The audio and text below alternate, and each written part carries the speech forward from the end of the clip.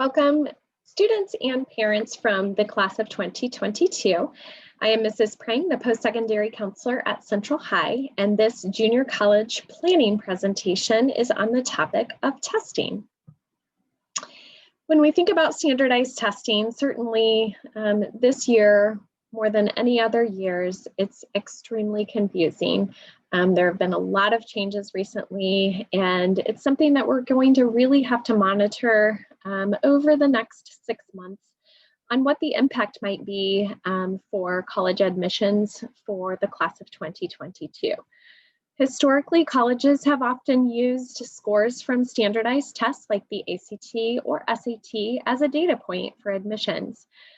Some students do very well on those tests and others really struggle, and the scores do not necessarily reflect their abilities. Most recently, colleges have started evaluating and assessing how valid an ACT or SAT score is in predicting success on their campus. And most of them have discovered that a transcript that has shown data over the course of time is typically a stronger indicator. And they have reduced the emphasis that a test score places in the application process. Many schools have been what is classified as test optional for many, many years, and some are only experiencing that for the first time with the class of 2021. This year, for the current seniors, that test optional pathway was really forced upon them because of the lack of testing available to students. Unless that testing changes and seniors next year have the ability to all sit equally for standardized testing, I also anticipate that changes will be made for the class of 2022. If a school is test optional, it really does mean optional. It's more so that the test score becomes a resume item if a student actually has it. So some students will not have a test score, and that's okay. Some students might have a test score, but they don't feel like it's representative of their abilities, and they simply choose not to share it. That test optional pathway allows that flexibility of share if you would like, don't share if you don't have it or don't want to share that with the schools. So we still are in a current reality that many Saturday ACTs are canceled, even at the last moment. So, I just want everyone to know that colleges will respond accordingly. So right now, many of their policies on their website are simply for the admission cycle for the class of 2021, and they haven't yet made decisions about the class of 2022. Because of that, I feel like we have to plan as if we might need to test and to attempt to do so. But I just want everyone to know that if testing is still limited, and even if not, many colleges will still likely offer that test optional pathway. For those test optional schools, there is one website that you can check. It's called fairtest.org. And this is a list of schools with test optional policies. This site has been in existence for many years, and I have shared it with students every year.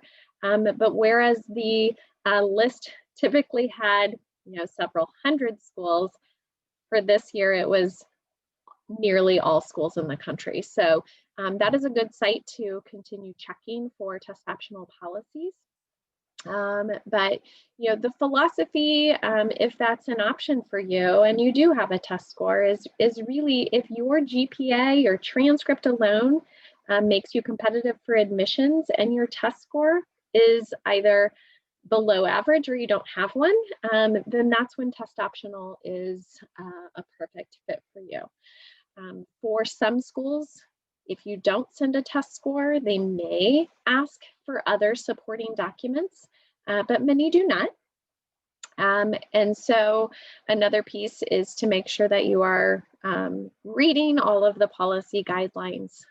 There is sometimes confusion about schools that maybe are test optional for admissions, but not test optional for certain programs like scholarships or honors colleges. So you will want to make sure that you're just simply checking the policies on every school's website and keeping up with that throughout the next 6 months. The best way to do that is when you get to the college's website, in the search tool, just simply type test optional, and that will link you to the information they have. Again, it might just say for the class of 2021 right now, but continue checking throughout the next few months. For those schools that will require tests, and again, we're having that just simple assumption right now, if testing becomes available widely, that some schools might revert to requiring that. It's important to note that colleges do not care if you're using an ACT or an SAT. That does not matter to them.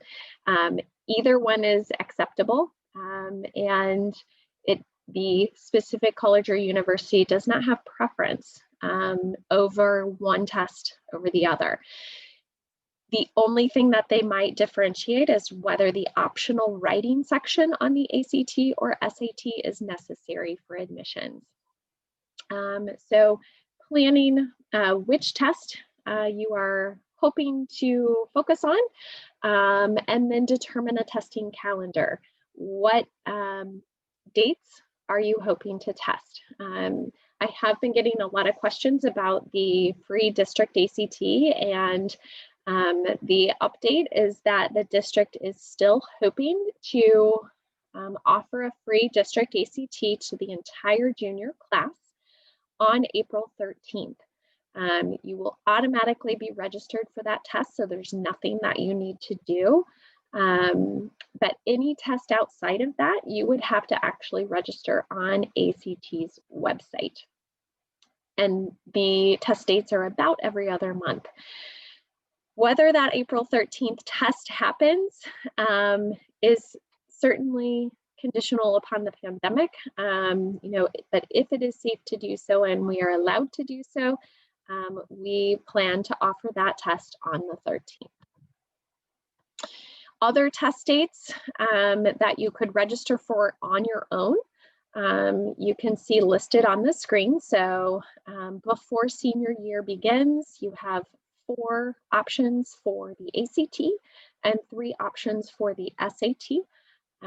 Those tests you would register on the website, and those fees would apply.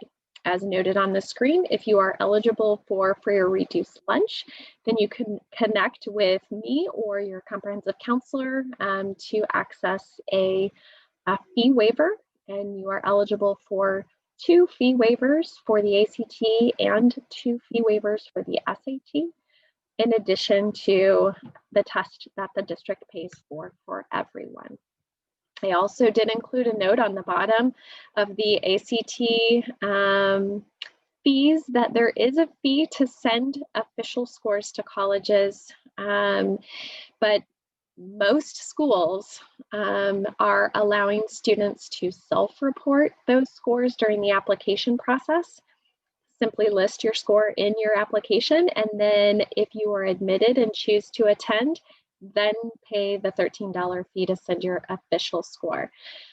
A few schools might require that official score to be sent with the application, and so then that would be $13 to each school you were sending it to, unless you use the 4 free options for sending when you register. Of course, when you register, you don't yet know your score, so many students feel uncomfortable listing colleges in that process. If you qualify for testing accommodations at Parkway Central through an official plan, so if you have a 504 or an IEP that has testing accommodations, it is possible that you might be able to receive those or similar testing accommodations on the ACT or the SAT. So you would connect with your comprehensive counselor about applying to those testing institutions for accommodations. And that has to be done well in advance of the test.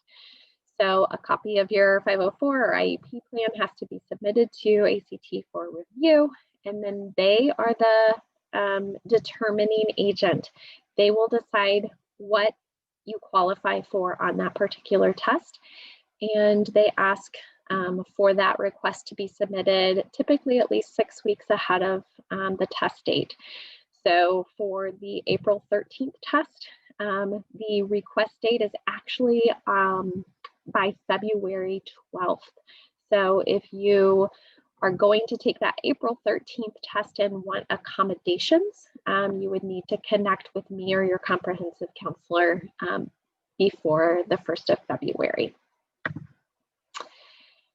To prepare for the ACT, we encourage you to utilize free resources, and we have resources available in Naviance. There are links in there, and one of those links is called Testiv. The Testiv company partners with Parkway and offers a free program. They have free ACT and SAT prep. So you create your account, you can do a practice test, and then it determines what you need to work on. And it will give you lessons and prepare you for the things that you need the most work on. If you tell it the date that you plan to test, then it will even develop a scheduled timeline for you to cover everything by that particular test date. There are also additional free resources on the PCH counseling website, including links to Khan Academy, ACT Academy, and then a list of fee-based tutors and classes if you would like to have more intentional or hired tutors and classes. So those are all available on the counseling site for you to access. In the actual application presentation, where we looked at a spreadsheet and what test scores were required from colleges, I mentioned that some schools do what's called a super score. For those of you that are unfamiliar with that, this is just a visual that will walk you through the process. So a super score ultimately means that you've taken the ACT more than once, and the college is going to use the highest score you achieved in each subsection. So a super score for this particular student would be taking the English score from test 4, the math and reading scores from test 3, the science score from test 5, and then averaging those 4 scores out. So even though the highest composite for this student was a 25, the super score for the student would give them an additional point. So if the school super scored, you would want to send tests 3, 4, and 5 to that particular college. If the school requires the ACT with writing, then your only choice is to include test 4. And then if it's the highest composite, it really doesn't matter if you send test 3 or 4 unless they require the writing, and then you would include test 4.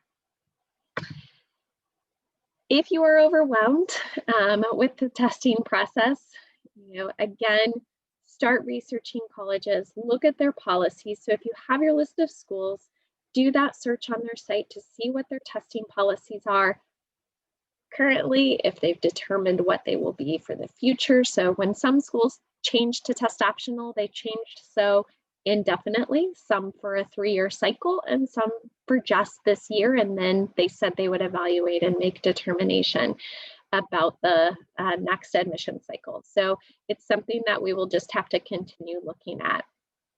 Establish a testing calendar, figure out what month, what test dates. If your schools are super scoring, then that's when you would certainly have an advantage of taking the test more than once to try to gain a higher score. And then finding time to do some intentional prep. Again, those utilizing those free resources that are on the counseling website or in Naviance. Thank you for watching. If you have questions, always feel free to reach out to me. Otherwise, I look forward to seeing you soon.